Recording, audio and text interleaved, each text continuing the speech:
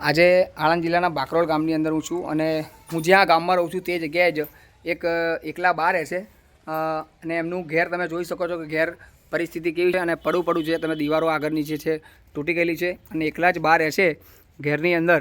તો આપ સૌને સાથ સરકારથી આપ સૌના સપોર્ટથી એમનું બાનું આપણે મકાન બનાવવાનું છે. તો બા શું નામ છે તમારું? ભાનુબેન. કેવા?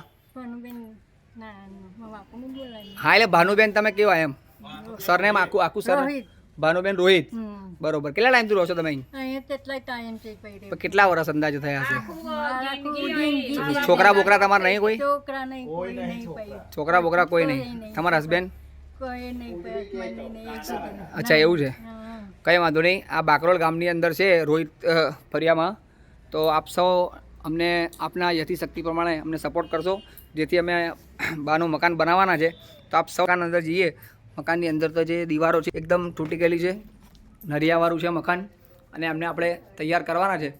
તો આપ સૌ દીવાર દેખાય છે તે બરાબર છે. તો આપ સૌ અમને સાથ સરકાર રાખીશું અને બંને બાજુની જે દીવારો છે એ અને ઉપર પતરા નખાવાના છે. તો મકાન એમનું તૈયાર કરી દઈશું. કેવું બનાવવું છે કહો? પણ કેવું એમ પતરાવાળું સ્લેબ ભરવું છે? કેવું કરવું છે?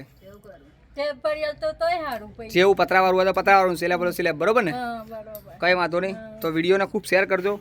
હવે આપણે ખજૂરભાઈ તો નથી પણ કામ જોઈને આપણે અહીંયા આગળ આણંદના બાકરોલ ગામની અંદર પણ આપણે સેવા કરીશું. અગાઉ પણ આપણે ઘણી બધી સેવા કરી છે અને ફરી એક બાકરોલ ગામની અંદર સેવા કરવાની છે. તો આપ સૌના સાથ સરકારની જરૂર છે. કરતા રહેજો.